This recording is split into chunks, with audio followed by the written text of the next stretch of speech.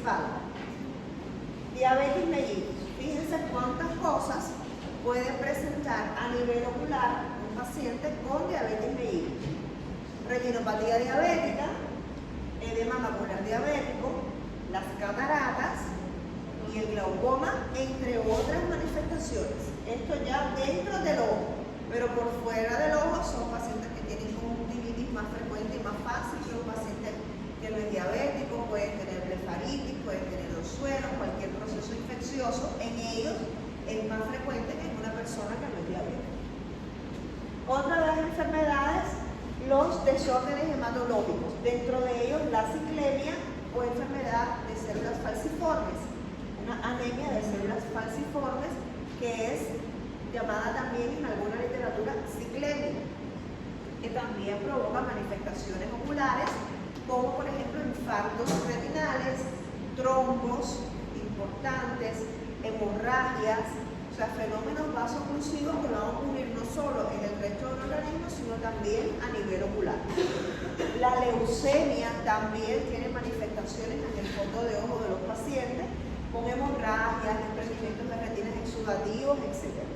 Enfermedades endocrinas como la enfermedad tiroidea, que es lo más frecuente que produce el exoptalmo, ¿verdad? Con la enfermedad de Greve.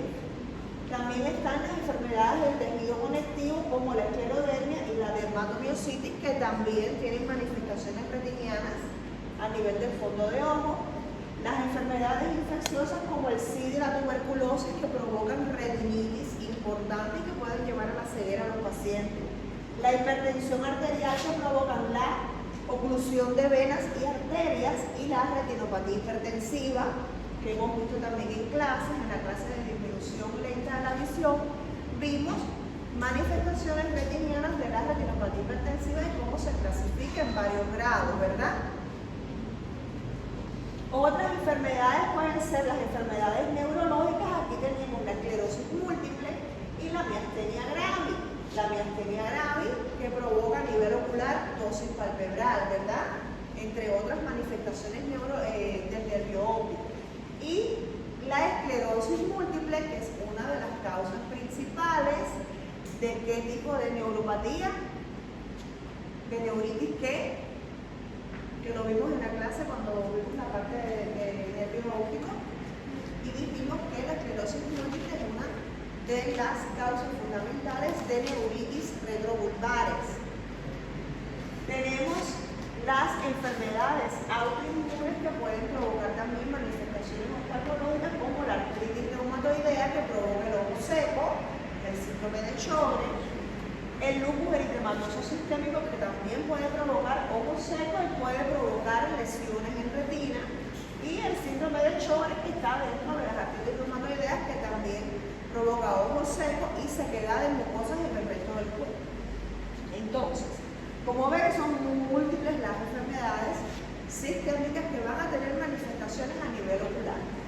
Hoy quiero retocar dos fundamentales que vimos en la clase y una que no vimos tan detenidamente, que quiero que la veamos hoy.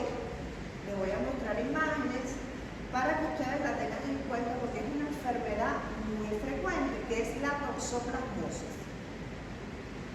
Vamos a comenzar primero por la hipertensión arterial, para recordar un poco lo que ya vimos en la clase de disminución lenta y progresiva de la visión, porque quiero que memoricen imágenes, que vean estas imágenes, que las aprendan, porque en su examen pueden salir imágenes para ustedes identificar cuadros clínicos con algunas manifestaciones clínicas y que ustedes puedan determinar. Por ejemplo, si les sale esta imagen y yo les pregunto cuál es, descríbeme esa imagen, qué lesiones oftalmológicas se encuentran, qué signos oftalmológicos se encuentran en esa foto, ustedes me tienen que decir, bueno, vemos microhemorragias pequeñitas, microaneurismas, que son estos puntitos, exudados blandos o algodonosos, que los exudados algodonosos, recuerden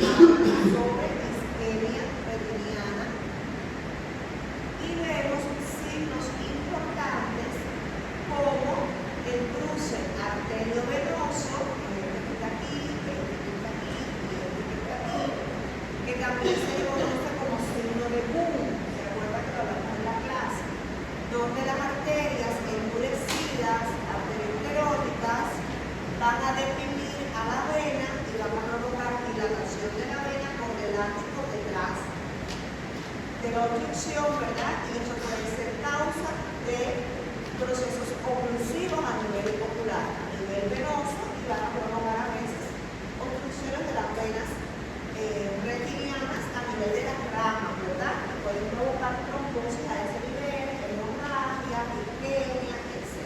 ¿Bien? Muy bien.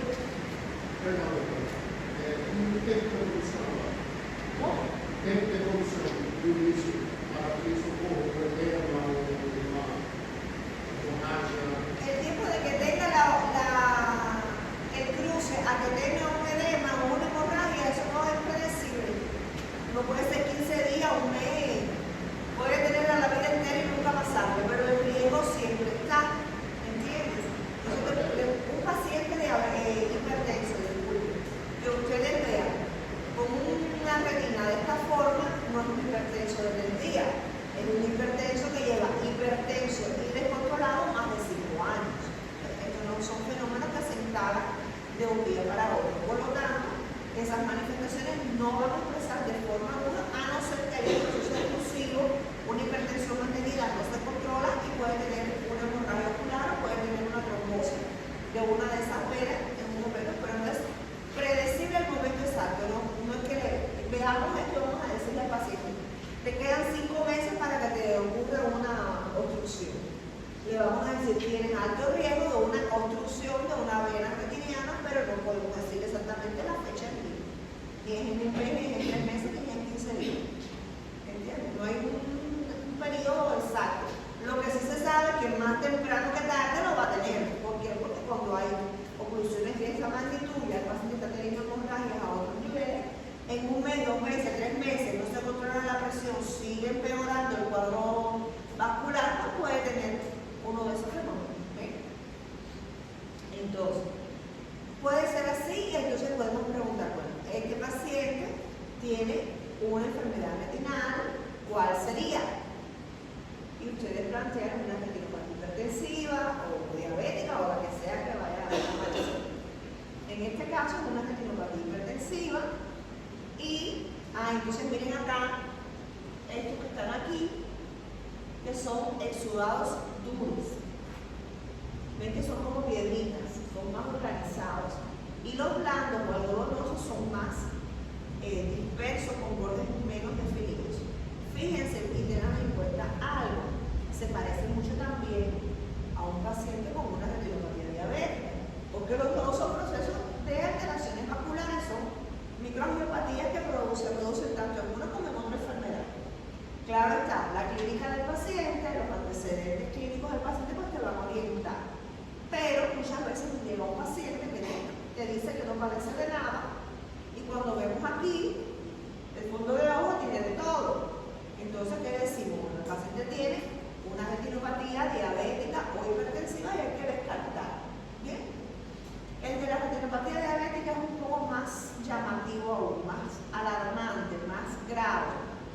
Vamos a ver, por ejemplo, aquí. ¿Ven? Este es un cuadro de un paciente con una retinopatía diabética, pero específicamente este paciente, además de tener retinopatía diabética, tiene todo esto que ustedes ven aquí, que es el edema macular diabético. Puede existir un paciente diabético que no tenga retinopatía diabética porque estuvo bien controlado, no tiene daños maculares importantes, no tiene retinopatía. Puede tener retinopatía diabética y no tener edema macular diabético. O puede tener edema macular diabético y no tener nada de retinopatía en el resto de la retina, porque eso pasa por etapas evolutivas. Lo más importante en el paciente y lo que más le tumba la visión al paciente es el edema macular diabético. Es la primera causa de pérdida visual del diabético. Es lo más grave y es lo que más rápido hay que atender para que el paciente no pierda su visión. En este caso, que ustedes ven aquí, fíjense que tiene a nivel de la mácula, pero también en el resto de la retina también tiene lesiones, tiene hemorragias, tiene exudados duros, tiene exudados blandos, miren estos que están aquí, tiene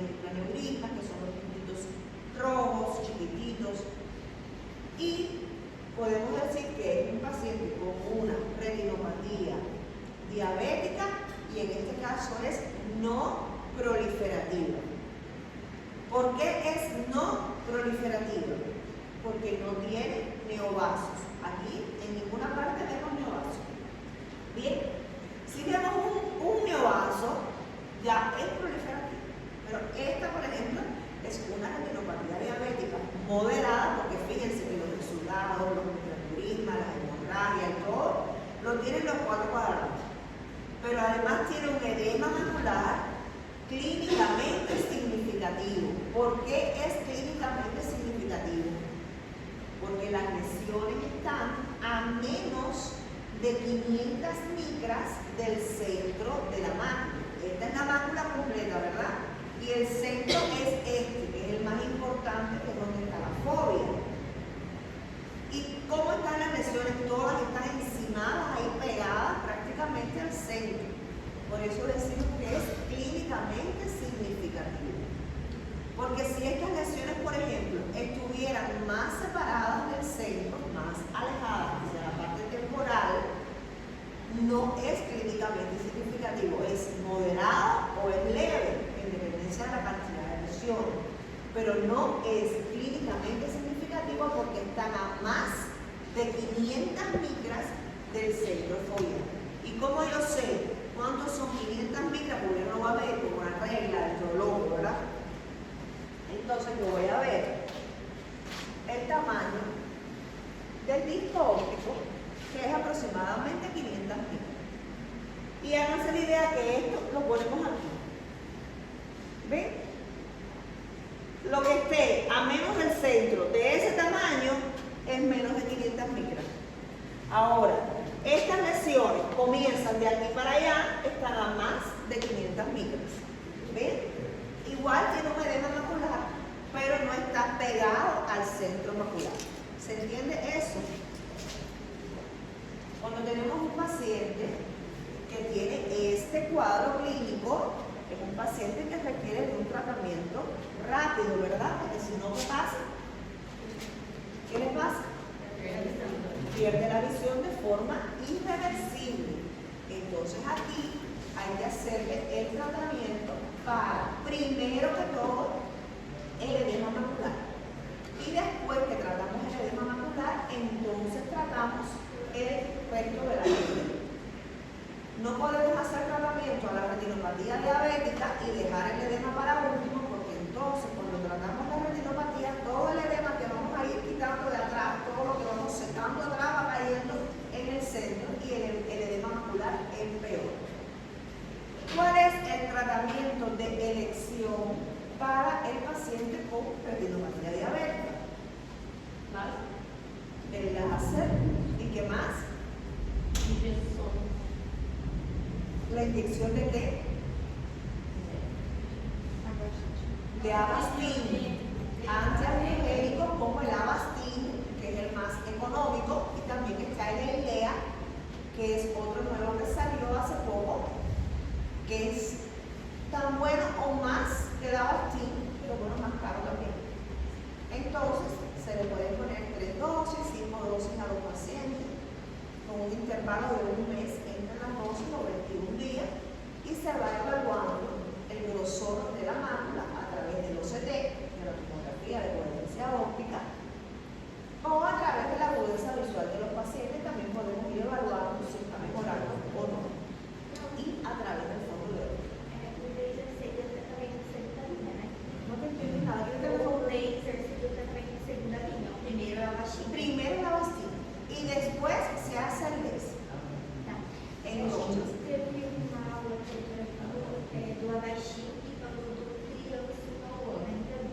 también. Uno o el otro. Primero pones el Avastin y si no resuelve con el Avastin, le pones la transcenolona. Si no tienes el Avastin y tienes la transcenolona, le pones la transcenolona. Pero el Avastin es la primera opción. Mesmo se ela não for proliferativa. Mesmo se, tipo, com ela tem junto uma retinopatia diabética não proliferativa. Sí, le vas a poner igual porque al edema macular le va a llevar la visión y tienes que tratar de eliminar los vasos sanguíneos que están producción del edema. Entonces, después que le hago eso, le puedo entonces comenzar el láser, ¿bien? Y le puedo dar láser, por ejemplo, le puse la Avastin, el paciente no mejoró, paso entonces al láser. Y a nivel macular hay dos tipos de láser que hacemos. Uno es la rejilla y el otro es el focal. La rejilla se utiliza para este tipo de edema fundamentalmente, que es clínicamente significativo, que es severo. Como en la rejilla voy haciendo quemaduritas de láser respetando esas 500 micras del centro, desde aquí hacia acá, todo esto hasta acá, toda esta parte, y voy cubriendo todo ese polo posterior como si fuera, imagínense la espumadera con la que se sirve el arroz. Ajá, así. Háganse la idea que ponemos esa espumadera ahí, respetando el centro, y vamos haciendo todos esos orificios alrededor. Bien, algo así similar. Siempre respetando el centro, porque si le damos al centro, lo dejamos ciego. Recuerden que el láser es una quemadura. Se provoca quemaduras en la retina, buscando provocar anoxia, para que nada haga proliferar un neovaso. Porque si lo dejamos en hipoxia, siempre va a haber un poco de oxígeno que va a hacer proliferar los neovasos. Bien, entonces, hacemos el grip y seguimos al paciente. Si evolucionara hacia una retinopatía diabética proliferativa, entonces le hacemos otras sesiones de Avastin y le podemos hacer también entonces una panfoto coagulación con láser, que es en toda la retina excepto encima del nervio y excepto encima de la mácula. Toda la otra parte de la retina, teniendo en cuenta que esta área la dejamos libre, y de aquí para allá hasta el final láser.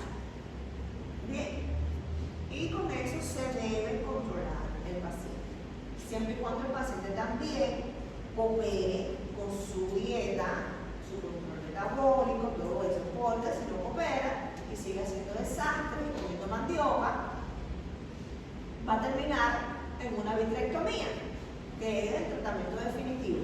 La vitrectomía es la extracción del vitrio, ¿verdad? Se saca todo el vitrio, se le da endoláser otra vez a todo lo que quede sin láser y se cambia ese vitrio por aceite de silicona, pero es una cirugía muy costosa, de un pronóstico muy reservado, donde se puede desprender la retina, donde el paciente puede tener complicaciones, donde su visión después no va a ser perfecta, y después entonces a los 3 meses hay que volver a operar, quitar el aceite, cambiar por suero, operarlo de catarata, porque ya ese aceite provocó catarata, y una serie de complicaciones que se le van a ir sumando, y puede terminar incluso hasta un glaucoma neovascular y una pérdida definitiva de la visión.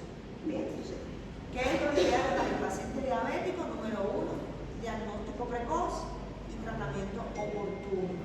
Control metabólico, chequeo periódico, paciente diabético diagnosticado, paciente que se le debe indicar un fondo de ojo y se debe hacer su fondo de ojo anual, para que cuando aparezca la menor evidencia de una retinopatía ya comenzar a dar los primeros pasos para su tratamiento y su mejor control, porque si no, perdemos el control y no lo podemos detener. Bien, esto es lo fundamental que tienen que saber de retinopatía diabética. Saber que se clasifica en no retinopatía, retinopatía diabética no proliferativa y proliferativa. La no proliferativa puede ser leve, moderada y severa, que eso ya lo vimos, y que esa gravedad va a ir en dependencia de lo que encontremos en el fondo del ojo. Una retinopatía leve es aquella que tiene algunos exudados duros, algunos microaneurismas dispersos, algunas microhemorragias, pero muy dispersos en un cuadrante. Ya moderada es porque tiene todas esas manifestaciones, microaneurismas, microhemorragias, exudados duros y algunos exudados blandos, ya en más de 2 cuadrantes. Y la severa es porque ya tiene anomalías retinianas microvasculares, tiene muchos exudados blandos, tiene muchos exudados duros, muchas hemorragias, muchas microaneurismas dispersos en los 4 cuadrantes. Y de ahí a la proliferativa es nada.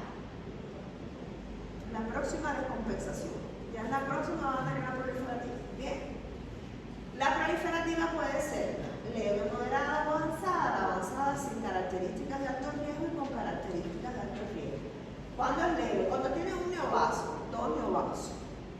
Moderada ya cuando tiene neovasos en el disco óptico o cuando tiene muchos neovasos en el resto de la retina, pero todavía no ha tenido signos ni de movitrio, ni de tracción retinal, ni de prendimiento, ni nada. Pero cuando ya tiene movitrio, cuando ya tiene mucha proliferación, cuando tiene bandas traccionales, ya es de alto riesgo. ¿Por qué? Porque es un alto riesgo de que se desprenda la retina, de que sangre y de que el paciente no recupere su visión. ¿Bien? Esas clasificaciones las tienen que conocer. En el caso de la hipertensiva también deben conocer la clasificación que está en el slide, que tiene los 4 grados. Esa es más sencillita. La diabética es un poquito más complicada. En el caso del paciente con retinopatía hipertensiva, casi siempre el tratamiento es controlar la presión arterial, ya si tuviera alguna proliferación de neovasos, igual el láser. Cuando hay neovasos, el láser para la enfermedad que sea. Es la forma, el láser y el antiandrogénico de controlar los neovasos. Bien. Pero fíjense que un paciente con retinopatía hipertensiva puede llegar a una hipertensión refractaria que puede tener hasta papiledema, puede tener hemorragia, puede ser un cuadro grave también. En este caso, es otro paciente diabético, tiene un edema macular, pero como pueden ver ya este es menor y está más alejado de la mácula. Ya aquí yo puedo decir que es un edema moderado. Bien. Y en este caso lo que se pretende más es hacer láser focal. Como es focal, se le da solamente láser a estos puntos de microaneurismas que hay aquí, algunos que están aquí alrededor de estos exudados, porque estos exudados me dicen a mí que ahí hay transudación, que ahí hay permeabilidad de las membranas, entonces aquí voy a dar láser para que dejen de salir estos exudados. Bien, es un láser focal. Aquí no hay necesidad inicial de poner una bastilla, aunque se puede poner y evitar pasar estadios posteriores. Ahora, importante, los pacientes diabéticos, cuando están, por ejemplo, en este estadio, agradecen mucho unirle a su tratamiento la atorvastatina y el fenofibrato, o el fenofibrato, que son hipolipemiantes, que son para disminuir triglicéridos, colesterol, todas esas cosas, le va a ayudar mucho a controlar esto. Así como también el enalapril, hay estudios que han demostrado que uniendo una pequeñita dosis de enalapril y las dosis de estos, atorvastatina, fenofibrato, estas cosas, favorecen un poco, ayudan un poco al control de estos edemas maculares diabéticos. Es una opción que se tiene. Acá tenemos otro edema macular diabético que también es clínicamente significativo. Fíjense que está prácticamente encima de la mácula. Miren cómo tiene exudado, como hay líquido, hay hemorragias, hay de todo. Y ya por aquí arriba, esto es un neovaso. O sea que ya este paciente tiene una proliferativa. Entonces, diabetes, hipertensión, enfermedad de sistema. Si ponemos una lámina como esta en el examen, pueden rápidamente decir que es un nervio óptico. Y si yo le digo, dígame todas estas partes que tiene aquí, la papila óptica tiene el borde, el anillo neuroretinal y la excavación, ¿verdad? Esto blanco es la excavación. Y cuando vemos un paciente con una excavación grande así, tiene siempre que descartar un glaucoma crónico simple hasta que se demuestre lo contrario. ¿Y cuál sería el tratamiento del glaucoma? Dirección, timolol, ¿qué más? Timolol cada cuánto?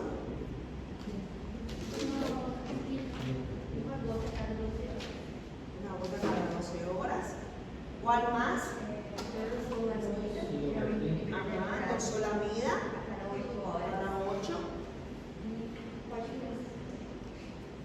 Primonidina cada 8 o cada 12 también. ¿Cuál más? La Canogros.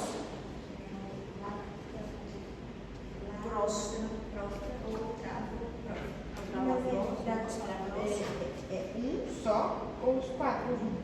Uno solo. Empieza por uno. No se controla con uno, le asocias otro. No se controla con dos, le asocias otro. O encuentras uno que tenga los tres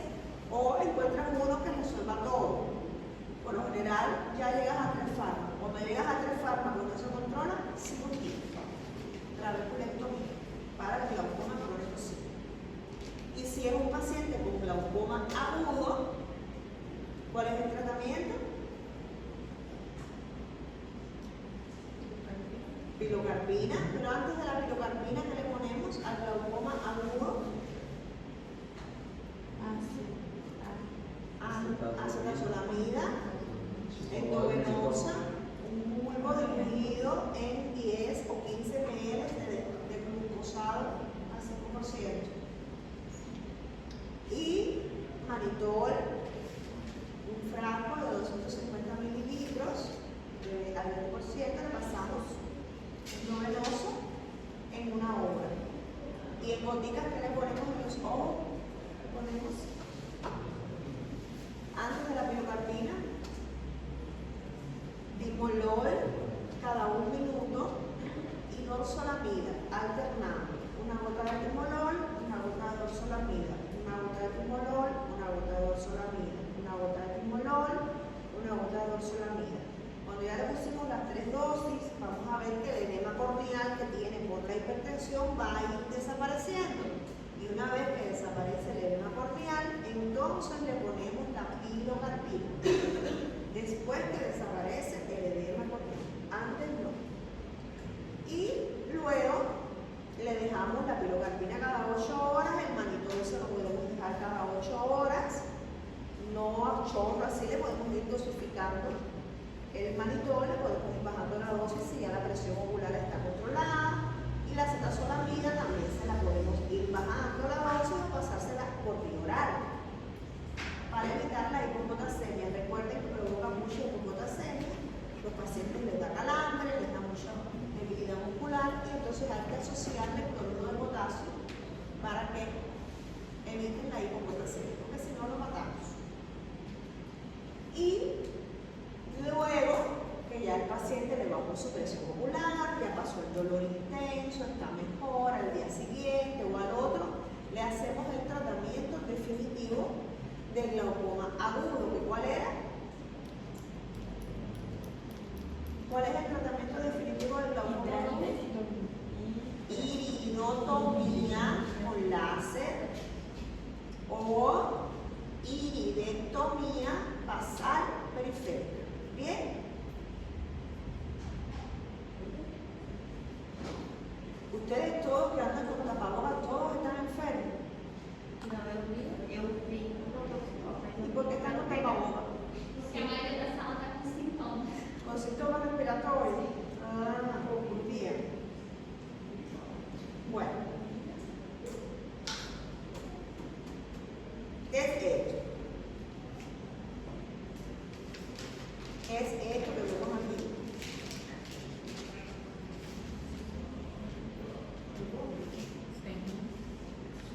Este es un ojo de un paciente, ojo derecho y ojo izquierdo. Tiene pérdida brusca de visión, no dolorosa, y llega con este fondo de ojo. ¿Qué pasó aquí?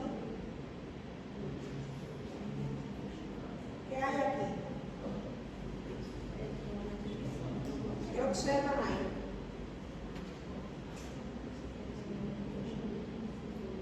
¿Cómo está el nervio óptico aquí? Miren. Tiene bordes. ¿Qué es esto que hay aquí?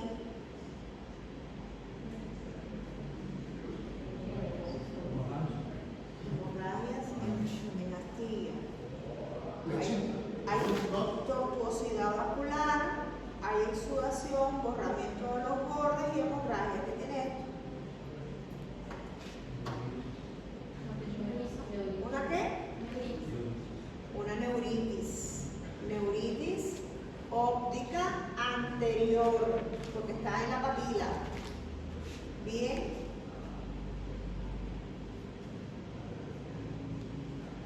¿Y esta? ¿Y esta qué es? ¿Tiene hemorragia? ¿Tiene? ¿No la estás viendo ahí?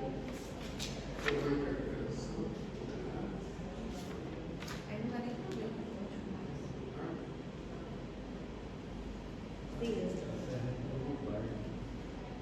Cuando vimos el slide de las neuritis, vimos una como esta. Había infeccioso, y la que es isquémica, que la que es isquémica es la que cursa con hemorragias como estas. Entonces, esto es una neuritis óptica anterior isquémica. Bien. Y si el paciente tiene una neuritis óptica retrovulvar, eso observa en el fondo de ojo. Não altera nada, tá normal. O paciente não vê. El doctor no ve, o sea, nadie ve nada, ni el paciente ve, ni el médico ve. Bien. Puede ser este, por ejemplo. Tiene un nervio normal, pero tiene una pérdida de visión. En este caso, ¿qué vemos aquí? Esta imagen aquí.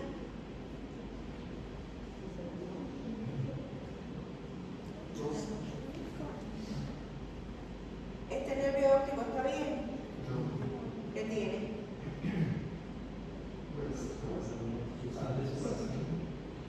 ¿Tiene desplazamiento de qué? ¿Hacia dónde?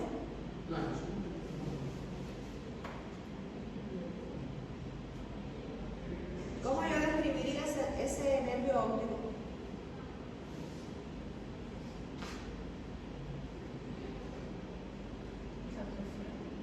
¿Cómo se describe el nervio óptico? Si lo vamos a describir, ¿cómo se describe?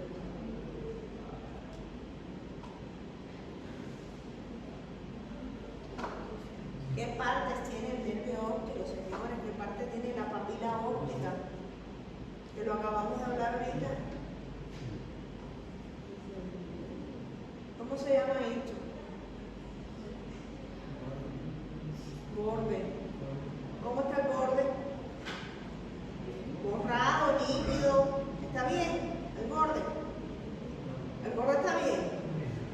No está borrado ni tiene bordes definidos. Bien. Esto blanco que tiene aquí, ¿cómo se llama? Ajá. ¿Cómo está esa excavación? ¿Cómo? Aumentada de tamaño. Bien. ¿Cómo está el anillo neuroretinal? Hacia el lado temporal, miren. Hay anillo, prácticamente no se ve. Entonces hay una estrechez del anillo neuroretinal fundamentalmente hacia el lado temporal. ¿Cómo están los vasos sanguíneos del nervio óptico? ¿Están normales? Miren cuando están normales la posición que tienen. Miren aquí, ¿cómo están? Sí, pero ¿cómo se llama eso? ¿Cómo están así? ¿Cómo están? Díganlo en portugués, ¿cómo están? Lateralizados, desplazados, rechazados. ¿Hacia qué lado están rechazados? Hacia el lado nasal. Tienen rechazamiento nasal o desplazamiento nasal de los vasos sanguíneos. Una excavación grande, que esa excavación puede ser 0,7, 0,8. Profunda, con estrechez del anillo neuroretinal. ¿Qué tiene ese paciente? ¿Qué diagnóstico puede tener?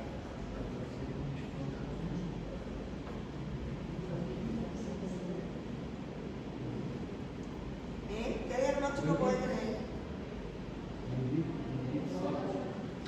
¿Cuál?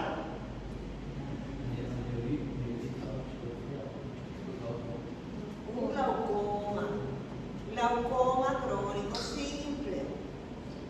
Bien. Esto es un paciente que está prácticamente en atrofia óptica glaucomatosa, porque la excavación casi es del tamaño del nervio. Bien. Y este que está aquí también está en atrofia óptica, pero fíjense que esta atrofia no es igual que esta. Y las dos son atrofias. Las dos tienen muerte de las células.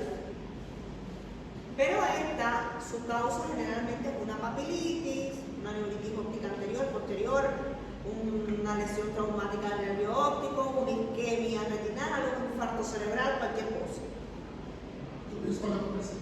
Pero es otra causa de atrofia óptica y fíjense que es diferente, esta no tiene ni excavación. Bien. Solo te doutora, toda vez que a gente vai descrever uma imagem dessa, a gente tem que falar dos bordes da papila, da escavação, do anívio neuroretinal e uma parte dos lábios. São só esses.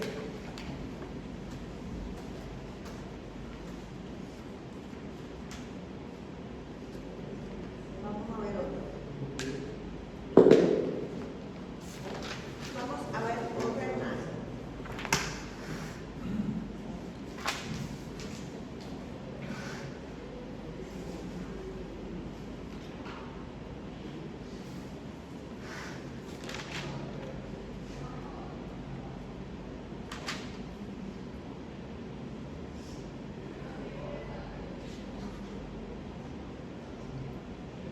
¿Qué es esto? ¿Qué es esa imagen? ¿Qué examen imagenológico es ese? Tomografía axial computarizada de órbitas, ¿verdad? Bien. Esto que está aquí, ¿qué es? El globo ocular. Esto blanco que está aquí. ¿Cuántos nervios ópticos tenemos en un ojo? En un ojo, ¿cuántos nervios ópticos tú tienes?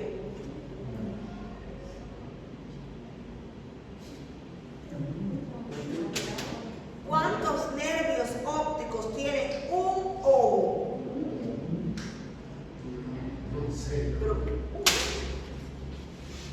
no puede decir que no sabe. Pues, no puede porque vamos a primer año. ¿Cuántos nervios ópticos tiene un ojo?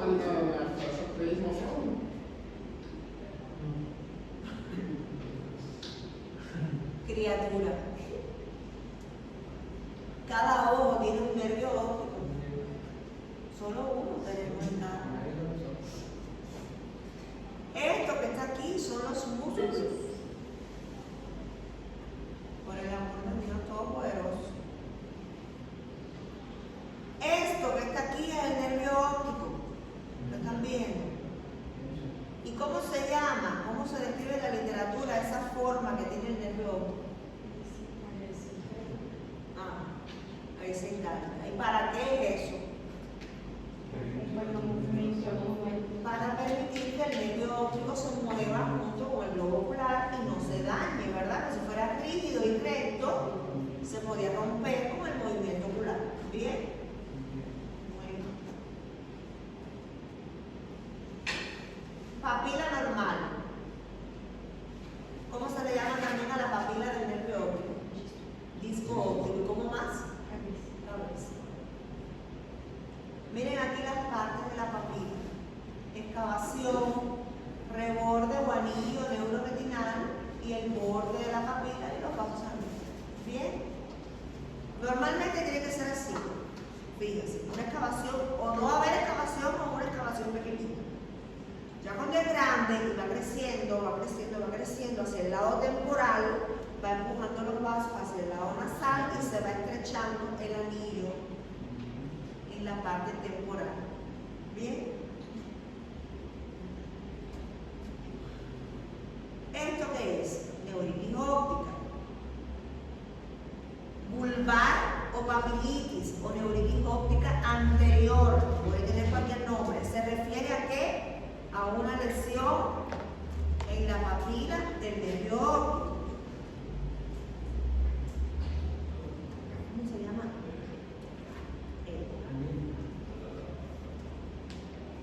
¿Detrás de ti?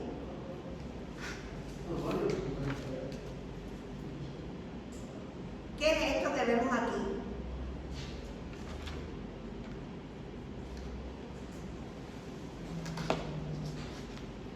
¿Cómo se llama este estudio? No sé. ¿Y cómo se llama esta lesión del nervio óptico?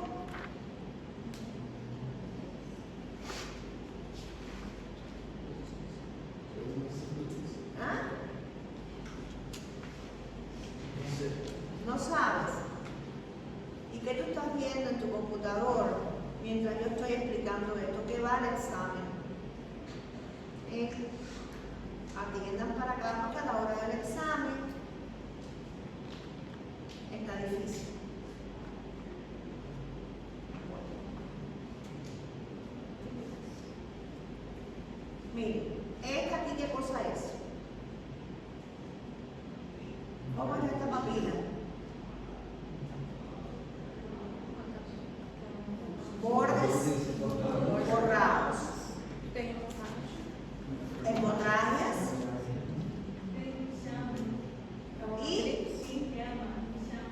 llamas, hemorragias en llamas, perfecto. Y entonces si lo tiene en un solo ojo y el paciente tiene una pérdida brusca de visión, podemos decir que tiene una neuritis óptica anterior. Y cuando tiene muchas hemorragias es isquémica. Bien, y este es el campo visual que corresponde a una neuritis óptica anterior isquémica con un escotoma altitudinal. Bien, este es el ojo normal y este es el patológico. Esta neuritis óptica isquémica anterior arterítica. Recuerden que hablamos que estaba la isquémica anterior arterítica y no arterítica. La que es arterítica es por una vasculitis de células gigantes, que es la arteritis de la arteria temporal. Y esto que vemos aquí es una arteria temporal gruesa, dura, rígida, que el paciente tiene dolor a la masticación, que viene con pérdida brusca de la visión de un lado y puede inmediatamente después, al día siguiente, tener pérdida brusca de visión del otro lado, de forma irreversible. Por tanto, hay que actuar rápido con estos pacientes. Tem dolor no Da dolor, también. sobre todo en toda esta zona y en la zona de la masticación. Y uno de los exámenes que se hace para el diagnóstico es la PCR y la velocidad de sedimentación sanguínea, que van a estar elevadas. Y el tratamiento de elección y urgente de estos pacientes es corticoides. ¿Bien? Mas, por exemplo, não é o diagnóstico complementar, não seria biópsia? Y la biopsia. La biopsia de la arteria te da el diagnóstico definitivo porque te da las células gigantes. Pero antes de hacer la biopsia, tú ves al paciente, le ves la arteria cruzada, le ves la pérdida de visión, le haces una electrosedimentación y te da alta, tú ya estás casi seguro que tienes. Ela tem colocação mandibular? Claudicación mandibular, cuando mastican da dolor intenso, no puede masticar. Esta, los dos ojos así.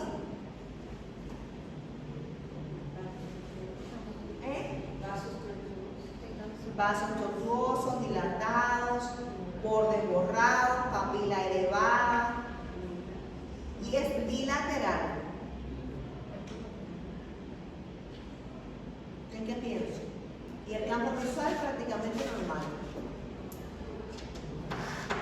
Pode levar a pressão da alterada. A fio dele está alterada, porque parece que ele está comprimido. Não é hipertensão. La presión intraocular, normal. Un papiledema. La presión que está elevada es la intracranial.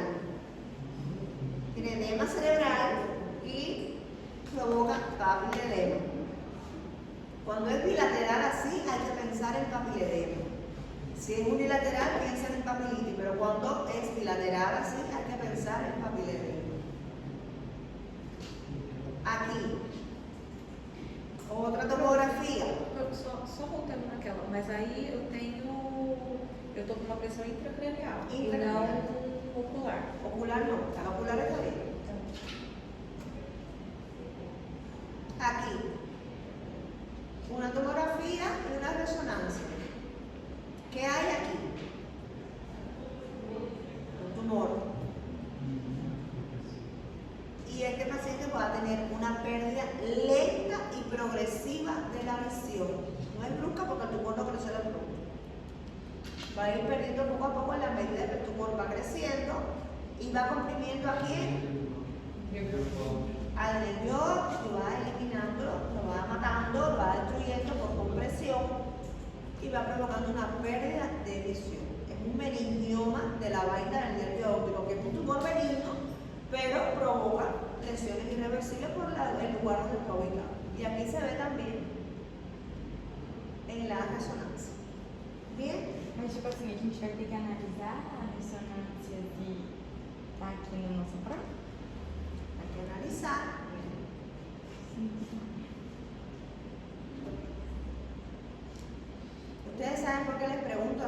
cosas, porque así salen los exámenes en las rivalidas, en los exámenes de residencia aquí en Paraguay, en los exámenes del Instituto Nacional de Salud, no te dan ni siquiera datos clínicos. Te ponen una imagen y ya, diagnóstico y tratamiento. Y ahí tienes que acordarte que alguna vez lo viste en algún lugar. Aunque sea, si no te acuerdas del diagnóstico, por lo menos describir la imagen con palabras médicas y científicas. No voy a decir, veo una bola en el ojo, ¿no? Tengo que describir lo que veo ahí médicamente. Bien. Aquí, en esta, es una neuritis óptica glaucomatosa. O sea, hay una lesión del nervio, pero es por glaucoma. Fíjense lo que hemos hablado. La excavación crece, se estrecha el anillo. Esto que hay aquí no forma parte de la excavación. Esto es retina coroide que está con atrofia. Y los vasos sanguíneos se rechazan hacia el lado nasal y algunas hemorragias en astilla que también pueden haber en el glaucoma. Bien. Voy a buscarles una imagen. Voy a entrar aquí. Una imagen de una toxoplasmosis.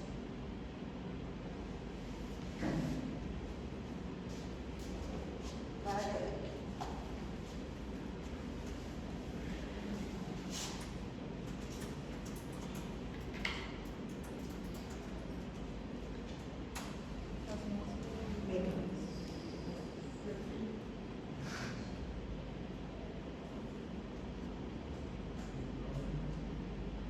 Una toxoplasmosis ocular.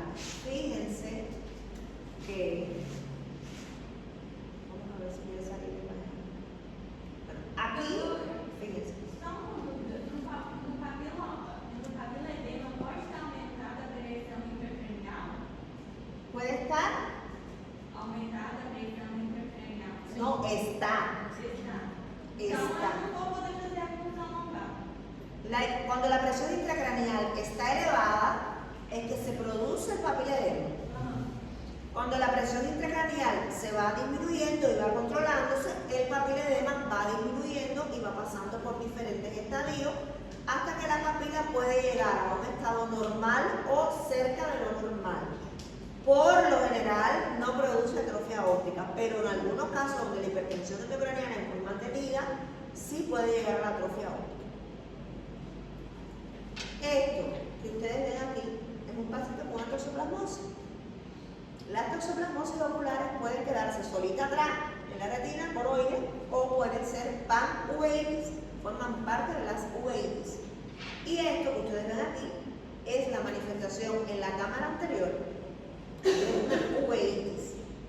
Fíjense, esto que está aquí, que está muy lindo y se ve muy nítido, que son los precipitados endoteliales o retoqueráticos que hablamos cuando estudiamos la uveitis, ¿se acuerdan? Que una de las manifestaciones, esto mucho se parece a piñatas de los cumpleaños.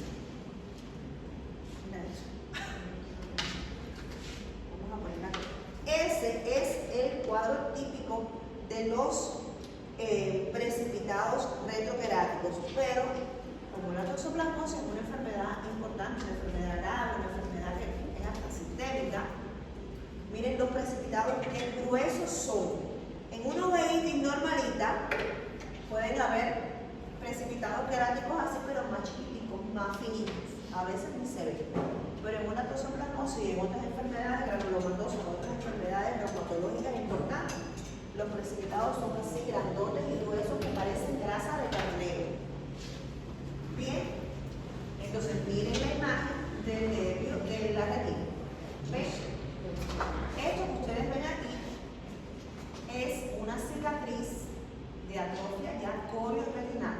Antes de existir esa cicatriz hubo una imagen blanco-amarillenta de bordes indefinidos, que es la imagen de proceso activo. Ya aquí es un proceso cicatrizal, pero está sobre la mácula. Este paciente no ve nada central de ese paciente, ve solo por la periferia.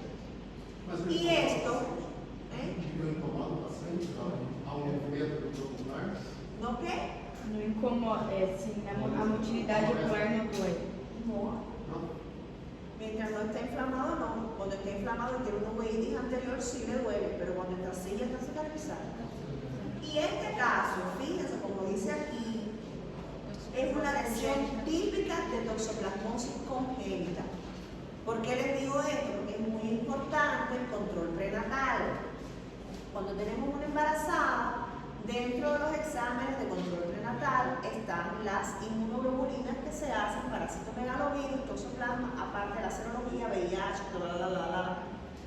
Cuando se le hace a una embarazada una inmunoglobulina M y una inmunoglobulina G para toxoplasma, si la inmunoglobulina M da positiva, es que el proceso está activo en la mamá, incluso aunque no tenga síntomas de toxoplasmosis, y hay que ponerle tratamiento para la toxoplasmosis, porque de lo contrario, ese bebé va a nacer con toxoplasmosis congénita y va a nacer así, cieguito, entre otras manifestaciones como calcificaciones craneales, deformidades fenotípicas, afectaciones hepáticas en otras partes del cuerpo. ¿Bien?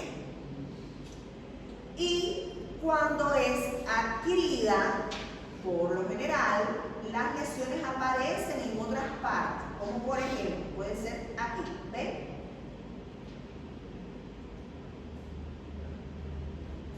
En esta, fíjense que tiene la lesión alejadita un poco, no lo mismo. ¿Es el mismo? Ah, bueno, vamos a ver, fíjense. Esta está un poquito alejada de la mácula. Otras veces aparecen esas cicatrices, miren otra por aquí, tiene varios focos de cicatriz. Y esto que ustedes ven aquí es una reactivación del foco. O sea, tenía esto ya hace tiempo, años, 200 años. Tuvo una disminución de los mecanismos de defensa, cualquier proceso, reactivó y apareció esta lesión nueva. Cuando esto cicatriza se va a quedar así. Este bicho tiene adoración, mientras más cerca de la mácula mejor. Pero muchas veces el que tiene suerte, las lesiones aparecen periféricas y no les hace tanto daño a la visión. Pero el que tiene lesiones a estos niveles, la visión se pierde bastante. Porque a pesar que la cicatriz está aquí, por ejemplo, y la mácula está aquí, pero todo esto tiene edema, todo esto tiene exudación, toda esta área tiene un proceso inflamatorio y puede quedar lastimada con secuelas irreversibles de la visión. ¿Bien? Mas, por exemplo, esse branquinho aí, que é a reativação da lesão, é um exudado? Es una exudación. Eso es un proceso exudativo que hay entre retino coroideo, retina y coroide. ¿Están ahí? Entonces, pero no es un exudado de isquemia, como el exudado de la isquemia de los algodonosos. Es un exudado inflamatorio. Entonces, ¿cuál será el tratamiento de elección para una toxoplasmosis? Hay un tratamiento preferido, el mejor, el gold estándar, que es pirimetamina de 25 miligramos. Se le pone el primer día cada 8 horas y a partir del segundo día, uno al día. Pirimetamina. En Brasil se llama Daraprim. Daraprim. De hecho, aquí en Paraguay no hay. Por quanto tempo? Qual que é? Un mes o más. Un mes o más, en dependencia de la evolución. Sulfadiazina de 500 miligramos. 2 comprimidos, o 2 pastillas, o 2 tabletas, como le quieran llamar, cada 6 horas. Ácido folínico de 10 miligramos. Cada 6 horas também por mês? Ácido folínico, 10 miligramos diarios para evitar la anemia que produce la pirimetamina. A las 48 horas de estar con este tratamiento, le incorporo la prednisona o prednisolona para disminuir la infección inflamatoria. La prednisolona se calcula, ustedes saben, de 1 a 2 miligramos por kilo de peso por día. ahí más o menos vamos bien. Si es una persona joven, pesa 60 kilos, le podemos poner 60 miligramos, 70 miligramos, y vamos evaluando. Y le ponemos una alta dosis inicialmente de prednisolona y vamos evaluando la respuesta. A la semana, a los 15 días, vamos bajando la dosis del corticoide, le mantenemos la dosis de los antimicrobianos hasta tanto el cuadro clínico mejore realmente. Puede ser un mes, pueden ser 2, pueden ser 3. Si el paciente no tiene estos medicamentos, no aparecen estos medicamentos, hay otras líneas de tratamiento, como la acitromicina, 500 miligramos diarios, la prednisona se mantiene siempre, está también la clindamicina, que se puede utilizar cada 8 horas, está también el sulfamethoxazol más trimethoprim, que se puede utilizar cada 12 horas, 800 miligramos, y así sucesivamente podemos ir tratando a los pacientes. La literatura plantea que los pacientes inmunosuficientes muchas veces son capaces de defenderse solos, y cuando la lesión no está en el centro macular y el paciente se defiende, puede que pase desapercibido y lo encuentras como un hallazgo en el fondo de ojo que tuvo una vez una toxoplasmosis. Hay muchas personas inmunocompetentes que no tienen ninguna manifestación. Otros que son inmunocompetentes, pero en un momento determinado de la vida tuvieron una disminución de las defensas, les da la reacción más fuerte y tienen más síntomas. Y otros, sobre todo los inmunocomprometidos, que sí o sí van a tener síntomas inicialmente. Importante. Estos tratamientos son largos, los pacientes no lo pueden abandonar, porque si abandonan, tienen recurrencia de los síntomas y bueno, la visión se va a ver afectada. Estas lesiones que ustedes ven aquí también van a inflamar el vítreo. El vítreo va a estar turbio, con mucha celularidad. Muchas veces no se puede ver el fondo del ojo porque el vítreo está tan turbio que no te permite ver más allá y solo ves toda la turbidez vítrea con muchas células. Pero hay en la literatura un signo que se describe como imagen en sol naciente, que es esa imagen o un sol en medio de un cielo nublado, algo así describen algunos autores, porque esta imagen de retinitis se ve como brillante detrás de ese vítreo turbio. Ves el vítreo turbio, pero atrás ves como que hay algo más brillante, algo más amarillento que se logra ver, sin poder definir exactamente dónde está, pero logran ver eso, y ahí uno sospecha más fuertemente que puede ser una toxoplasmosis.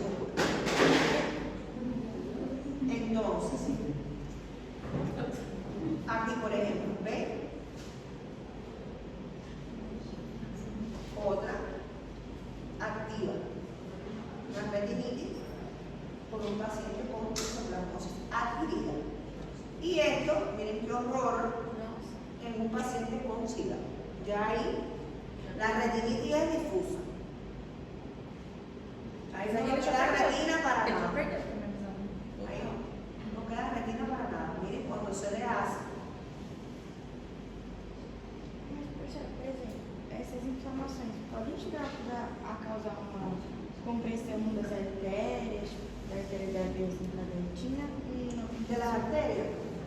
Esto es propio de la retina por proceso infeccioso inflamatorio. Então, mas às vezes essa inflamação, esse edema, pode causar alguma compressão nesse sentido, não tem como. No. Eso está por debajo de la arteria. Este caso, por ejemplo, una retinitis en un paciente que solo fue tratado con corticoides y no mejora. Tienes que ponerle los antimicrobianos para que mejore. Ven aquí. Prácticamente destrucción total. Y aquí, fíjense, hay, mira lo que tú estabas preguntando, un caso de una obstrucción venosa asociada a una cicatriz por toxoplasma, porque la cicatriz cae sobre una vena. ahí sí, si la cicatriz cae ahí sí provoca obstrucción. Si está fuera del lugar no te provoca obstrucción, pero si cae arriba, sí. Aquí otro cuadro que tiene, miren, una papilitis con una toxoplasmosis. Miren dónde está la lesión, encima prácticamente de la papila. Dice todos los lugares donde ese bicho puede ir a parar. Y aquí ya está resuelto después del tratamiento. Solo quedaron estas lesioncitas a nivel de la mano. ¿Bien? Es la forma de uveitis posterior más frecuente que existe. Existen muchas causas de uveitis posteriores, pero la toxo es la primera en la que hay que pensar. ¿Y cómo se adquiere la toxoplasmosis? Doutora, a gente consegue ver assim perfeitamente no exame? Yo?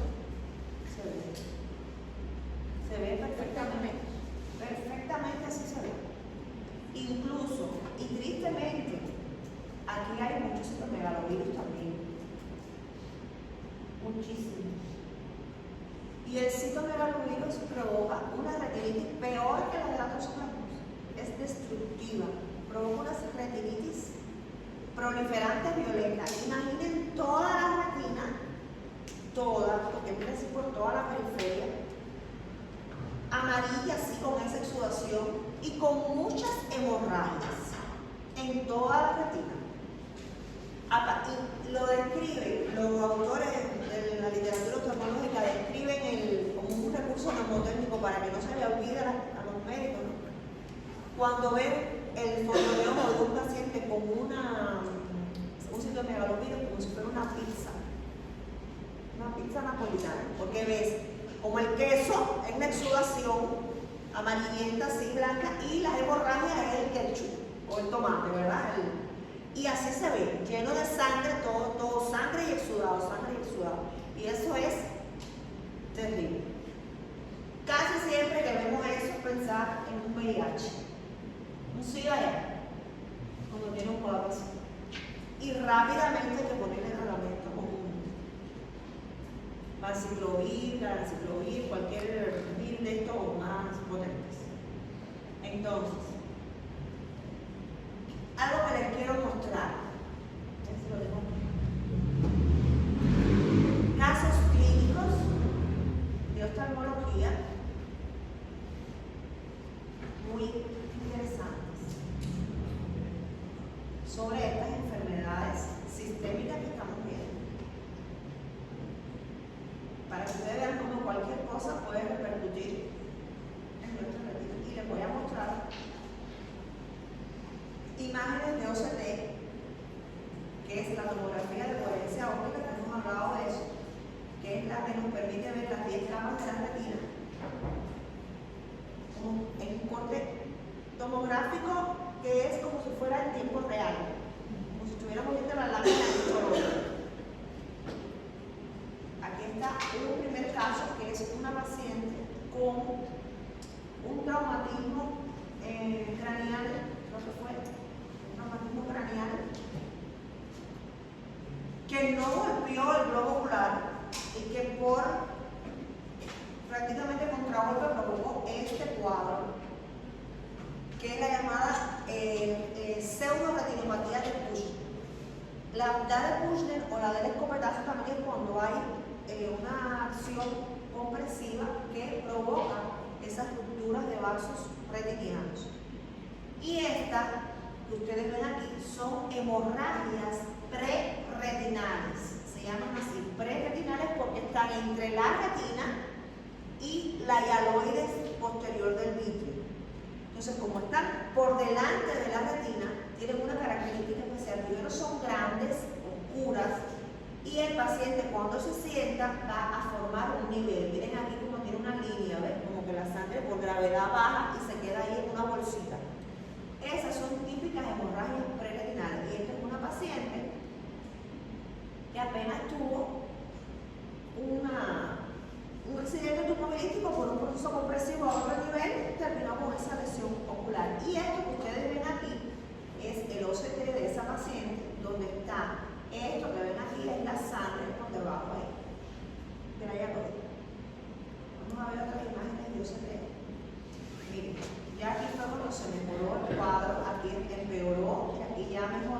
cicatrizó y fueron quedando esas secuelas.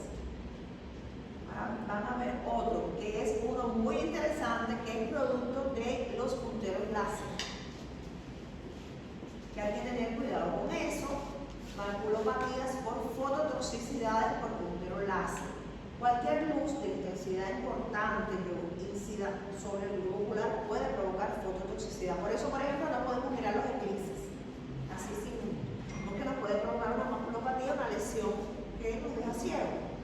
En este caso es una paciente mujer de 37 años que estuvo expuesta a estos láseres a través de un espejo, ni siquiera directo sobre su ojo. Se proyectó el láser al espejo, ya vio el espejo y este láser que ustedes ven aquí, uno era un láser de los verdes de longitud de onda 532 y el otro 450. Imagínense que el láser de la panfotocoagulación es este. Tiene esta misma longitud de onda verde. Y le provocó, fíjense para que ustedes vean aquí esto, ven un puntito amarillito ahí y otro puntito amarillito ahí. Le provocó una maculopatía y ella perdió la visión. Por suerte fue temporalmente, luego pasó y recuperó la visión. Y esto que ustedes ven aquí es el OCT. Ven que tiene todas las capitas de la retina, desde el epitelio pigmentario, que es esta de aquí. Esta es la coroide, el epitelio pigmentario, y ahí van subiendo las diferentes capas de la retina hasta que llega a la membrana limitante interna, que es esta que está aquí adentro. Estos punticos blancos que vemos en el fondo de ojo son estos punticos blancos que están ahí. Y vean cómo esto está elevadito. Normalmente eso no tiene que estar ahí. Miren normalmente cómo debe ser. Cuando ya la paciente se mejora, ¿ven? Ya queda así. Y esto que está aquí es la angiografía fluoresceínica con inyección de fluoresceína, que es el contraste que se utiliza. Y vemos que aquí, a nivel de la mácula, que no debía estar así, debía estar todo negrito, hay una hiperfluorescencia allí. Hay exudación hacia allí. Cae el líquido de la fluoresceína hacia allí. ¿Por qué? Porque hay una lesión macular y una lesión retiniana en ese nivel. Se mejoró, quedó bien y al final quedó su retina normal. Ella tuvo suerte que mejoró, otros no mejoran. Y esta es una lesión muy frecuente que tenemos que saber que existe, y sobre todo en los hombres jóvenes que se estresan mucho. Ustedes, por ejemplo,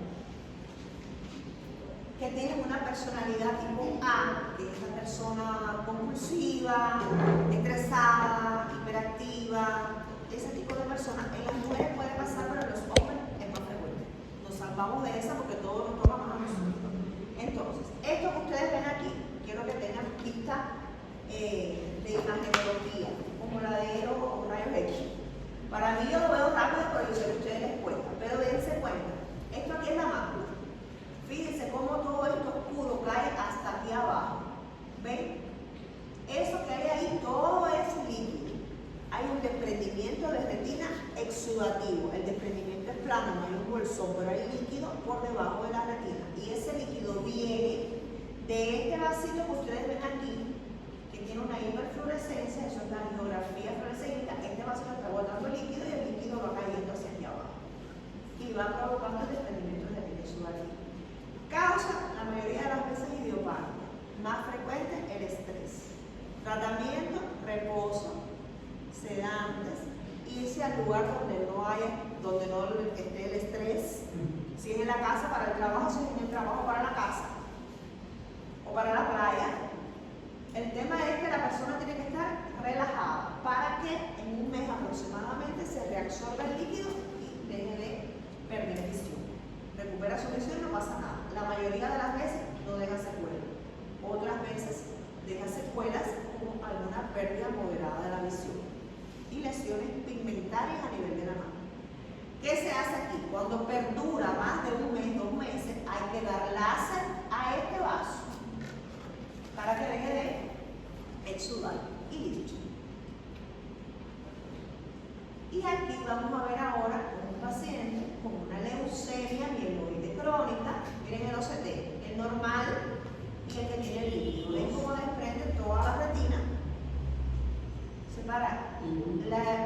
la retina neurosensorial, que es la que tiene los conos, los bastones, toda la parte visual del epitelio pigmentario, que es el que se encarga de nutrir a la retina, la separa completa.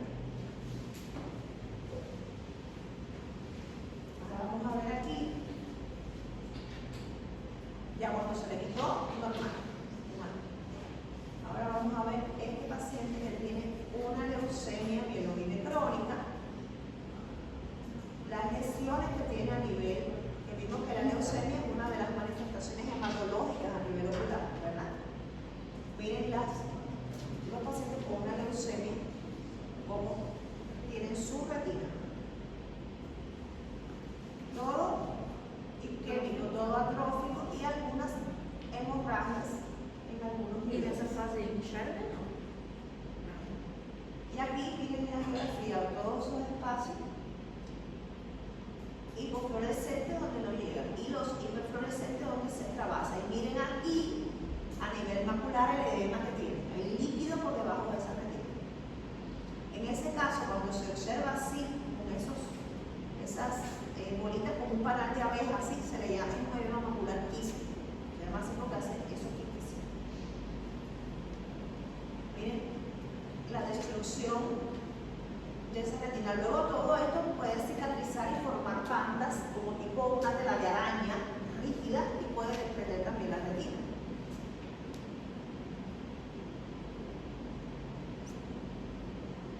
Esto que ustedes ven aquí más oscuro son hemorragias en la geografía.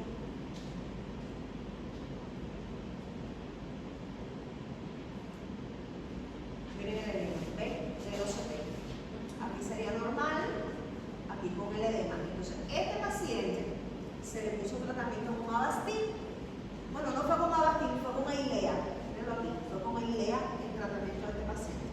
Y se le pusieron hasta 3 dosis. Miren cómo debe evolucionar una mácula, lo mismo con esta leucemia que con cualquier otro proceso. Evoluciona así. Se le puso una primera dosis, mejoró el edema. Recidivó otra vez. Se le puso otra dosis, volvió a mejorar. Después, al tiempo, a los 2 meses, volvió a recidivar. Pero fíjense que ya las recidivas son menores, ¿ven? Tienen menos desprendimiento. Hasta que ya, en una tercera dosis, ya lograron recuperar la estructura macular y se quedó con una estabilidad de más de 4 meses sin tener recidiva de su edema macular como el antiangiogénico. En este caso fue el Eylea. Aunque tenga leucemia mieloide y al final se van a morir de leucemia o no sé qué, pero por lo menos recuperó su visión.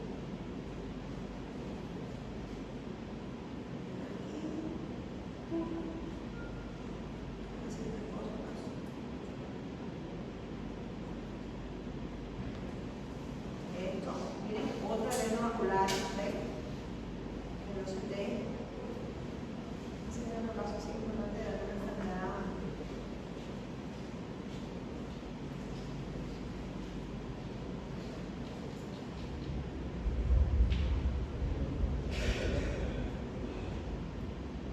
Súper interesante este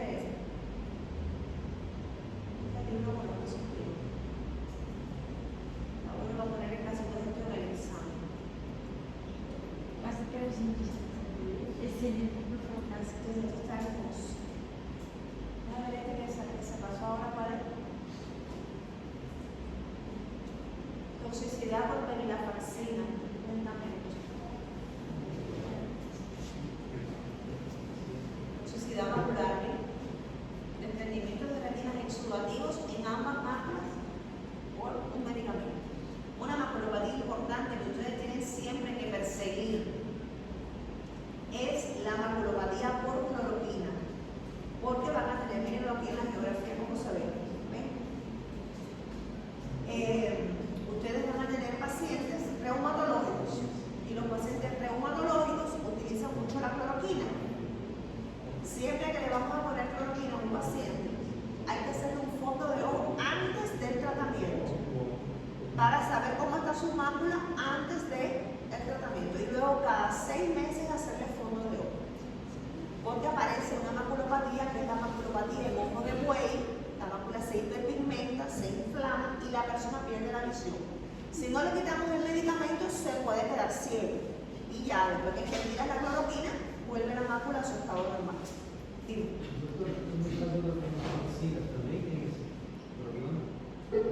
Claro, tienes que quitar el medicamento para revertir el cuadro. Porque mientras utilices el medicamento, va a seguir el edema macular, el exudado macular ahí. ¿Ven cómo está esa mácula? Toda elevada.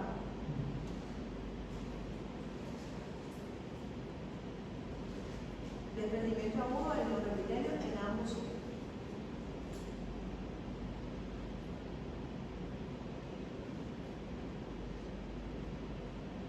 Estos desprendimientos exudativos de la retina pueden aparecer en múltiples enfermedades.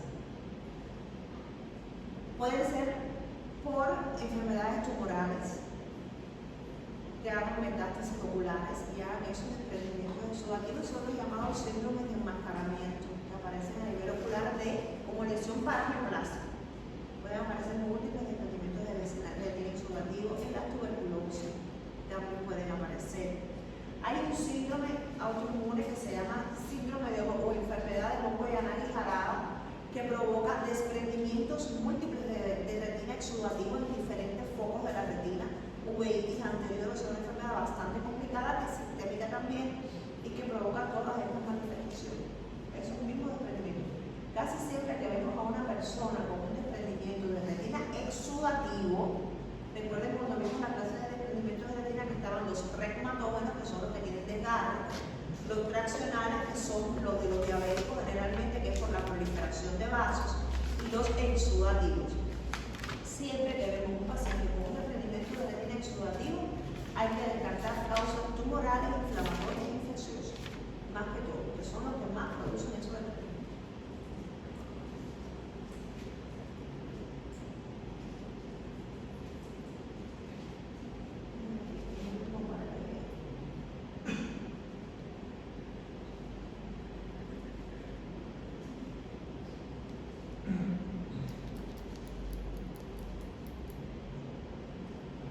La clase que viene no es el examen ya.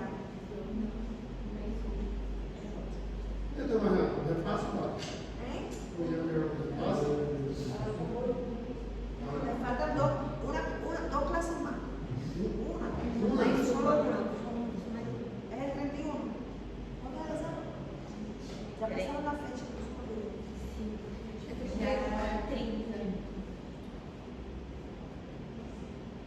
El 30. Miren, esto es un ultrasonido ocular. La imagen de un ultrasonido ocular. Para que ustedes sepan que no. ¿Qué pasó? Pero te vas a hablar. Eso me cae más mal. Voy a ver mi cuerpo. ¿Hasta qué hora vas a estar? Para que se acaba la clase. Profe, 5 minutos para ir aos banhos? Vayan al baño. Vayan a descansar.